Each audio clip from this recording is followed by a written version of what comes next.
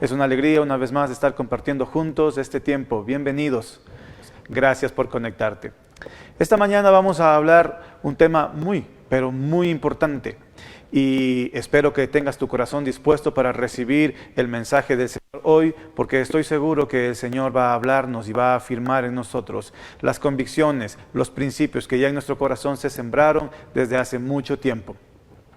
Quiero invitarte a que puedas leer conmigo el libro de Primera de Corintios, o la carta de Primera de Corintios, en el capítulo 15 y versículo 1, donde el apóstol Pablo les escribió esto a los que vivían en Corinto.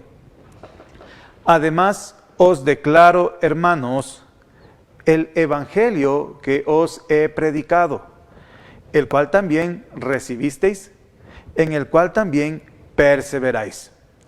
Hoy vamos a hablar acerca del evangelio de Cristo. Y quiero reforzar y quiero acotar estas palabras que el apóstol Pablo escribió ahí a los corintios. Les dijo, este es el evangelio que les he predicado. No había otro evangelio, un solo evangelio. Y no solo Pablo, sino que todos los apóstoles predicaron este evangelio, el cual nosotros hemos recibido y el cual hemos creído, al igual que todos aquellos que fueron añadidos a la iglesia desde los tiempos de la iglesia de los Hechos. A través de 2000 años hemos recibido este evangelio. Este evangelio del cual hoy vamos a hablar es el que ha hecho la diferencia en nuestras vidas. Es el que ha cambiado toda nuestra manera y nuestra perspectiva de hacer las cosas. Nuestra manera de vivir, nuestra manera de pensar, todo ha sido influenciado por este evangelio, el evangelio de Cristo, el cual fue predicado por los apóstoles, el cual sigue siendo predicado hoy por los siervos y los ministros de Dios. Y también es el que nosotros hemos creído y el que hemos recibido de parte de Dios. Sin embargo, es importante que también perseveremos en él, que nos mantengamos firmes en él. En este tiempo, muchas cosas se predican. Hay muchos temas que se anuncian, los cuales son buenos, los cuales son edificantes. Pero un mensaje es importante y hay un mensaje que no ha cambiado y que no cambiará. Aunque los siglos pasen, aunque las épocas vayan mudando y las circunstancias van cambiando, las costumbres son diferentes, a pesar de eso, hay un evangelio, hay una palabra que no ha cambiado. Y es el evangelio de Cristo. Y nosotros, los que creemos en él, los que verdaderamente creemos en él, predicamos y recibimos este evangelio de Cristo. Queremos perseverar en él, queremos mantenernos en él. Por eso esta mañana quiero hablarte de ese evangelio. ¿Cuál es el evangelio de Cristo? Bueno, los versículos 3 al 6 de esta misma carta nos dicen cuál es el evangelio. Primera de Corintios, capítulo 15, versículos 3 al 6. Dice, porque primeramente os he enseñado lo que asimismo recibí. Escuche, os he enseñado lo que asimismo recibí, el mismo evangelio. ¿Cuál es ese evangelio? Que Cristo murió por nuestros pecados, conforme a las Escrituras, y que fue sepultado, y que resucitó al tercer día, conforme a las Escrituras, y que apareció a Cefas, y después a los 12. Después apareció a más de 500 hermanos a la vez, de los cuales muchos viven aún, y otros ya duermen. Entonces, este es el evangelio que predicamos. Esta es la palabra que ha permanecido con nosotros los creyentes, con la iglesia de Cristo desde hace más de 2000 años. Que Cristo murió por nuestros pecados, fue sepultado, resucitó al tercer día y fue visto por muchos como testimonio de esa resurrección. En esta mañana, antes de continuar con el mensaje, quiero invitarte a ver algo que ha impactado mucho en mi vida. El domingo pasado, después de que estuvimos teniendo un tiempo especial, unas actividades a través de la red virtual Zoom para nuestros niños, me puse a revisar los estados de WhatsApp de mis amigos en el teléfono. Y encontré este video que me impactó bastantísimo. Por favor, quiero que cuando lo reproduzcamos pongas mucha, pero mucha atención a lo que se está diciendo. Y luego vamos a seguir practicando. Así que pon atención, mira este video. Hola amiguitos, les voy a contar sobre la historia de Jesús. Había una vez, María y José estaban bien felices. Entonces un ángel le dijo a María que va a tener un bebé y que se llama Jesús. Le contó a José y le dijo, acepto tu petición. Entonces de repente comenzó a salir el bebé y él nació. Cuando él ya creció, todos le decían, crucifícalo, crucifícalo. Y él no quería. Dijo, Padre, perdónalos, porque ya no sé lo que hacen. Entonces, cuando él ya se vivió, él estaba bien vivo. Él estaba bien vivo y bien poderoso. Amén y amén. Bueno, como la vida de Jesús comenta de todas las cosas que nos da Jesús, entonces vamos a orar. Papito Dios, tú que eres un poderoso Dios, te queremos, te amamos. Usted nos bendice, bendice a mi mamá y papá. Amén y amén. Adiós, amiguitos, que se cuiden con Jesús. ¿Qué te pareció? ¿Qué les parece? ¿Qué exposición tan clara, tan perfecta del Evangelio de Cristo? Hablado por los labios de una niña que claramente estás viendo, que no está leyendo. Tiene un Nuevo Testamento en sus manos y empieza a decir lo que está en su corazón. Ella se llama Victoria Velázquez. Es hija de nuestros hermanos Arturo Velázquez y Rosita Cifuentes. Cuando lo vi quedé conmovido. Quedé conmovido porque ver a un niño predicar el Evangelio de Cristo de una manera tan magistral llenó mucho mi corazón. Recordé lo que dice el Salmo 8, capítulo 2. De la boca de los niños y de los que maman, fundaste la fortaleza para hacer callar al enemigo y al vengativo. Así es, en el corazón de los niños está la palabra verdadera, ahí, predicada. Cuando los padres tienen el cuidado de enseñar a sus hijos, de instruirlos en los caminos del Señor, mi Dios llena sus labios con estas palabras poderosas. Qué evangelio tan maravilloso el que hemos recibido. No es una simple historia, no es mitología. Esta es la verdad eterna. Este evangelio de Cristo que hoy se predica por todas partes es la verdad eterna. Y esta mañana yo quiero invitarte a que reflexionemos en el evangelio de Jesucristo, en todas las implicaciones que estas palabras tienen para nosotros. Empecemos recordando la primera parte de este evangelio, porque hay 4 partes que el apóstol Pablo está describiendo aquí. Número 1, que Cristo murió por nuestros pecados. Segundo, fue sepultado. Tercero, resucitó al tercer día. Y cuarto, fue visto por muchos. Estas palabras son las que se compartieron y hoy nosotros compartimos y debemos compartir al mundo. En primer lugar, Cristo murió por nuestros pecados. ¿Y cómo lo hizo? Lo hizo a través de la crucifixión, que empezó en aquel momento cuando, puesto delante del pueblo, Pilato ofreció que escogiesen a Barrabás o a Jesús. Y la gente dijo, suelten a Barrabás y crucifiquen a Jesús.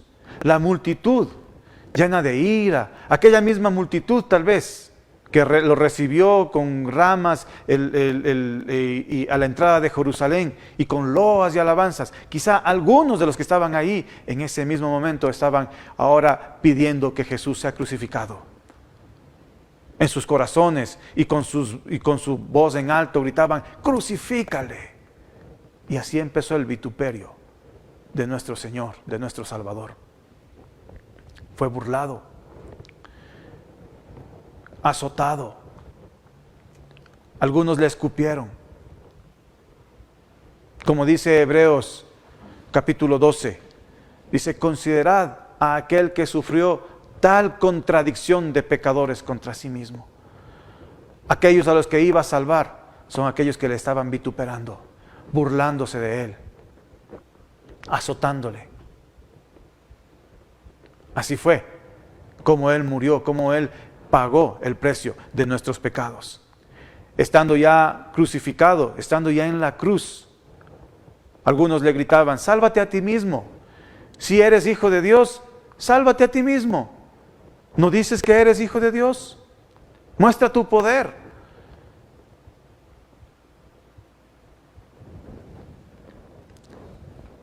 Fue la contradicción de pecadores sufrida contra Él. Así empezó su martirio. ¿Pero por qué pasó todo esto? Algunos han hecho unas reflexiones muy interesantes, muy extensas, y además con un criterio médico acerca del dolor y del padecimiento que representó para Jesús estar clavado en esa cruz. Un dolor intenso. Incluso hay películas que han demostrado crudamente cómo debió haber sido ese cuadro. Y aún así, ante semejante dolor, la gente ciega no pudo ver al Salvador y le vituperaron. ¿Por qué hizo todo esto nuestro Señor? Por pagar el precio de nuestros pecados. Murió por nuestros pecados. Y esta es la fe que tenemos. Pero obviamente, fe no solamente significa que creemos en estos eventos históricos, porque algunos confunden esto. Fe no significa creer en los hechos históricos. La fe bíblica, la fe salvadora, es aquella que cree que Jesús hizo esto para pagar el precio de nuestros pecados y entiende el significado bíblico de pecado y de justicia. Porque no se trata solo de creer o de saber que Jesús murió en la cruz. Muchos creen, muchos saben, pero ¿cuántos entienden el significado del pecado y el significado de la justicia? ¿Qué dice la Biblia acerca del pecado? Bueno, la Biblia dice, en primer lugar, que la paga del pecado es muerte. Además, la Biblia también dice que todos nosotros hemos pecado. Dice que somos pecadores. Y por ser pecadores, estamos destituidos de la gloria de Dios. Eso dice la Biblia. Esa es la condición natural del ser humano. Pecador, destituido de la gloria de Dios. Y la paga de su pecado es la muerte. También la Biblia dice que sin derramamiento de sangre no hay remisión de los pecados. En el Antiguo Testamento, para ofrecer algo a cambio del pecado, para buscar la misericordia de Dios por el pecado, se ofrecían sacrificios de animales. El cuadro de esos sacrificios era terrible. No sé si lo puedes imaginar, pero todo estaba lleno de sangre. Los sacerdotes salpicados de sangre. Los instrumentos, los vasos, los platos, todo estaba lleno de sangre en los atrios del altar. ¿Por qué? Porque esa era la imagen de lo que es el pecado. Amigos, del pecado no es decir, bueno, reconozco que sí, a veces me porto mal. La condición del pecador es terrible. El cuadro del pecado, la maldad, la iniquidad es esta. Y para poder tener una fe salvadora es necesario entender la dimensión del pecado. No nos justificamos a nosotros mismos. Sabemos que necesitamos un Salvador solamente cuando hemos entendido la dimensión del pecado en nuestras vidas. ¿Qué es el pecado? El pecado es esto, la iniquidad, la maldad, por la cual todo el que peca está condenado a muerte, porque ese es el precio del pecado. A muchos no les gusta admitir esto, a muchos no les gusta entender esta realidad. Y algunos incluso cuestionan la bondad de Dios. Porque no tienen un entendimiento de lo que es la justicia divina. Por eso estoy diciendo que para poder comprender esta parte del Evangelio, de que Cristo murió por nuestros pecados, es necesario tener claridad en estas dos cosas. ¿Qué es el pecado? Y también, ¿qué es la justicia? Para empezar, la Biblia dice que nuestro Dios es justo. Nuestro Dios gobierna en justicia. Por tanto, la paga del pecado es muerte. Y si es así, entonces Dios en su justicia va a reclamar el precio de la maldad, el precio del pecado. Nahum capítulo 1 versículo 3 dice que no tendrá por inocente al culpable. En Éxodo capítulo 34 versículo 7 explica que nuestro Dios es misericordioso, que hace misericordia por millares, que perdona la rebelión, que perdona el pecado, sí, pero que en ningún modo tendrá por inocente al malvado. El que comete pecado ante la justicia de Dios tiene una deuda, tiene una sentencia sobre su vida, y esa es la muerte. Y no hay manera de tener una fe salvadora si antes no se ha meditado en estas cosas. Algunos no las consideran, pero es importante entender que somos pecadores y que por nuestra propia voluntad y por nuestras propias obras no podemos alcanzar salvación.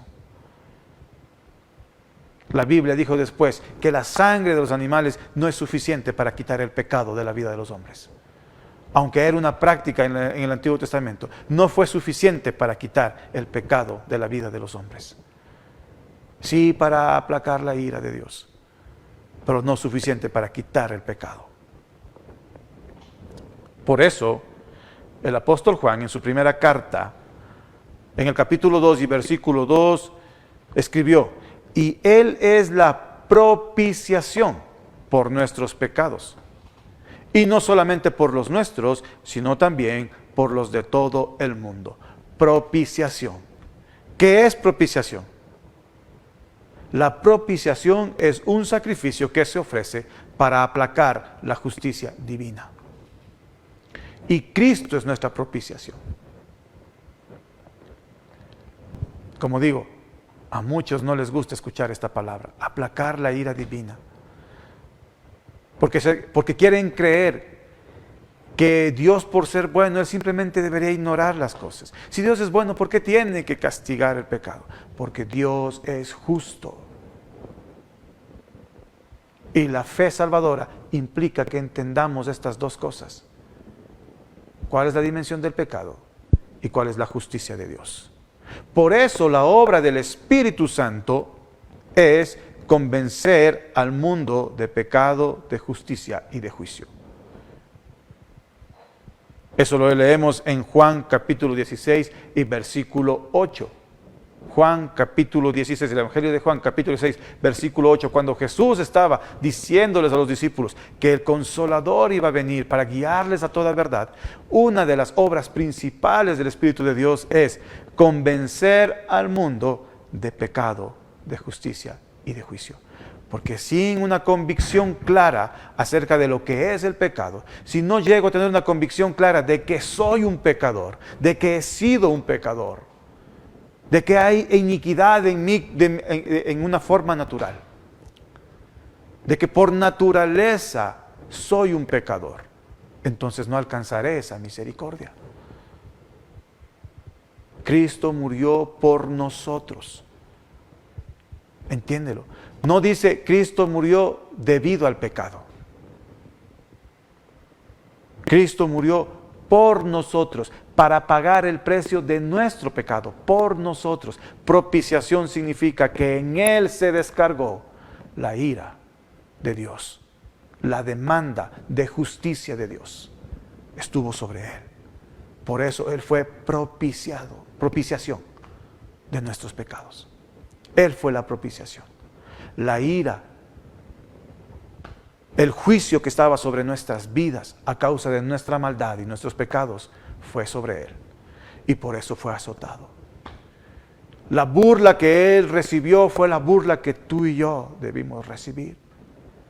La vergüenza, el dolor que Él padeció fue la que tú y yo debíamos padecer. Pero Dios, en su inmenso amor, puso a Jesús, su unigénito, como cordero en propiciación por nuestros pecados. Por eso Él es el Cordero de Dios, que quita el pecado del mundo. La sangre de los animales, de los toros, de los machos cabríos, no fue suficiente para quitar el pecado del mundo, pero la sangre del Cordero de Dios quita el pecado del mundo. En 1 de Juan capítulo 4, versículo 10, el apóstol escribió esto. En esto consiste el amor, no en que nosotros hayamos amado a Dios, sino en que Él nos amó a nosotros y envió a su Hijo en propiciación por nuestros pecados. Este es el evangelio que predicamos. Esta es la fe que nosotros tenemos y en la cual perseveramos. Creemos que nuestros pecados, la culpa de nuestros pecados, fue pagada a precio de sangre, la sangre del Hijo de Dios.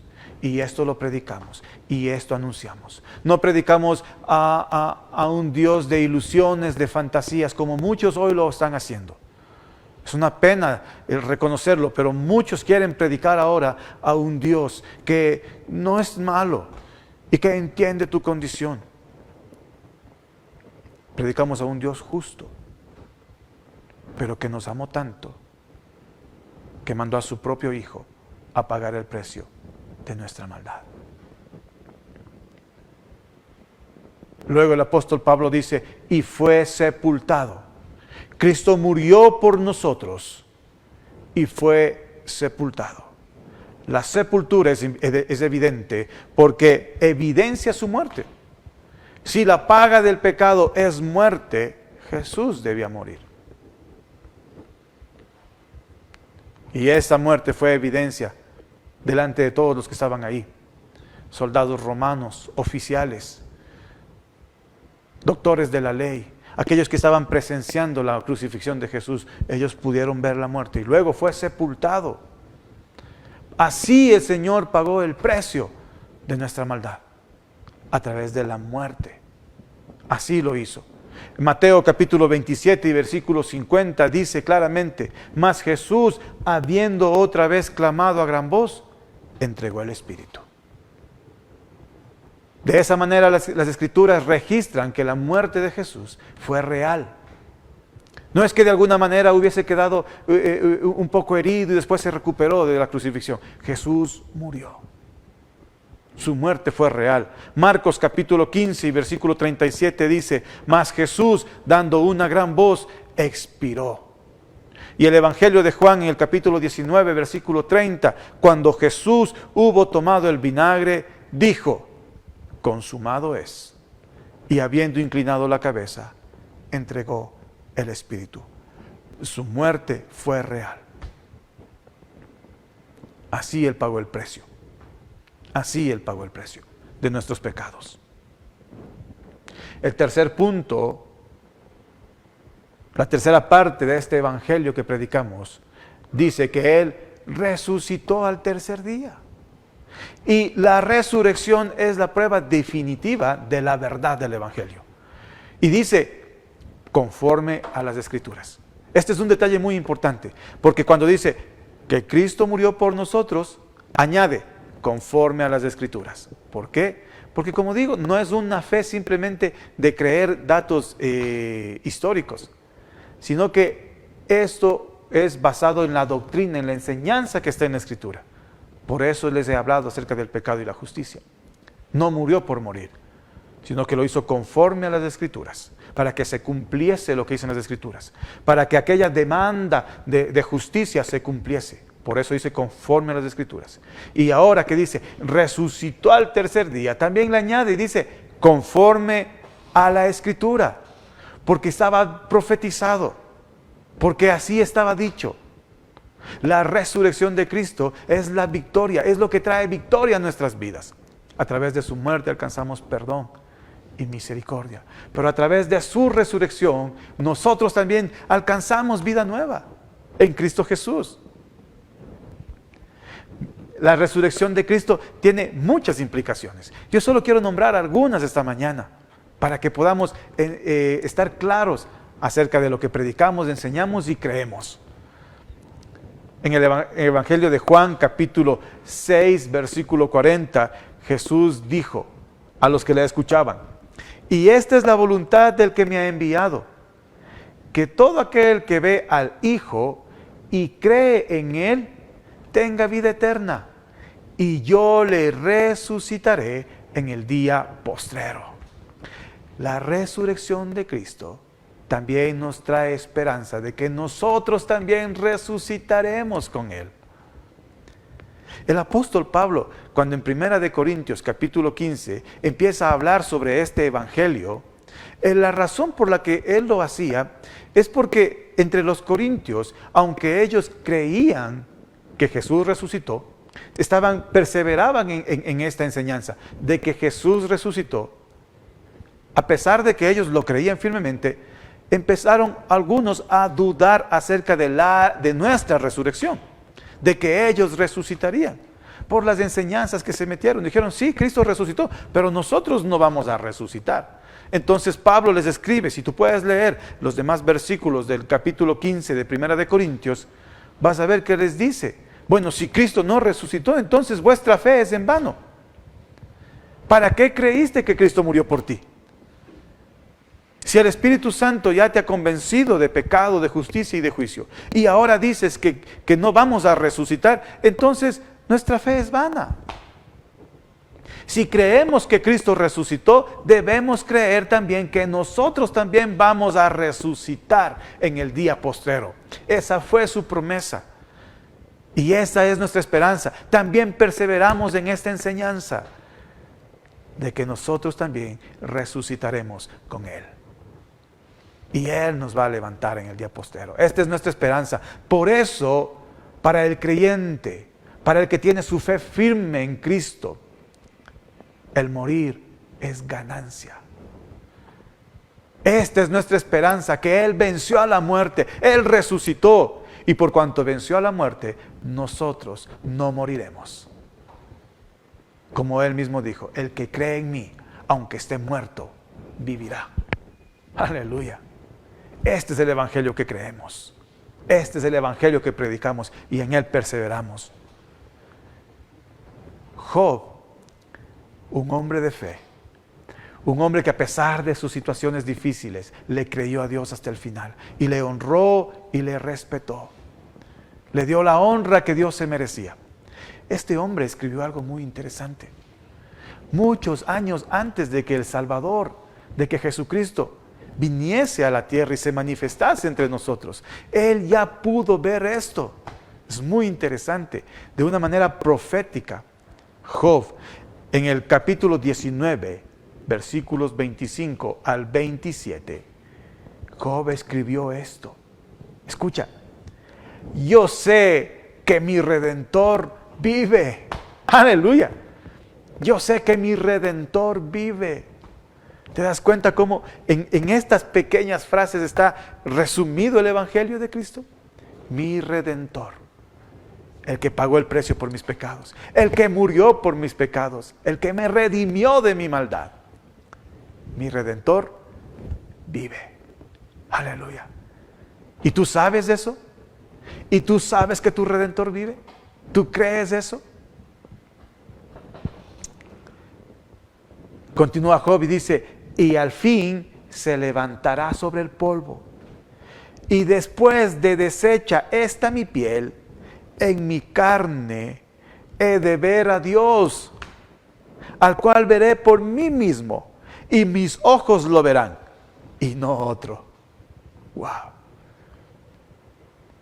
Es sorprendente lo que el Espíritu Santo le dio a Job, sin haber visto, sin haber tenido idea de que años más tarde, después de su muerte, miles de años después de su muerte, el Salvador llegaría y haría esta obra entre nosotros. nos redimiría de nuestros pecados, pero que también nos resucitará, que también nos levantará. Y aunque muramos, por eso dice, y después de deshecha esta mi piel, después de la muerte, nosotros, la muerte no tendrá victoria sobre nosotros, porque hemos de resucitar y seremos levantados por nuestro Redentor. Y nuestros ojos, en nuestra carne, veremos a Dios. No lo verán otros, lo veremos nosotros, los que creen. ¡Aleluya! Este es el evangelio que predicamos, queridos hermanos, querida familia. Es el evangelio que el mundo necesita escuchar. Estas son las buenas noticias de salvación, las cuales tú y yo debemos seguir anunciando y enseñando, porque muchos tienen necesidad de escucharlas. Predícalas. Qué lindo ejemplo el de Victoria. Siendo una niña pequeña, con esa fortaleza en su boca, predicando el evangelio de Cristo. Aleluya. Hazlo también tú. Hazlo también tú. Perseveremos en este evangelio. La resurrección de Cristo también tiene una promesa para nosotros. Romanos capítulo 8 y versículo 34 dice: ¿quién es el que condenará? Cristo es el que murió. Más aún, el que también resucitó, el que además está a la diestra de Dios, el que también intercede por nosotros. Cristo no solo resucitó, sino también se sentó a la diestra de Dios. Y estando en ese lugar, estando en ese sitio de autoridad, intercede por nosotros.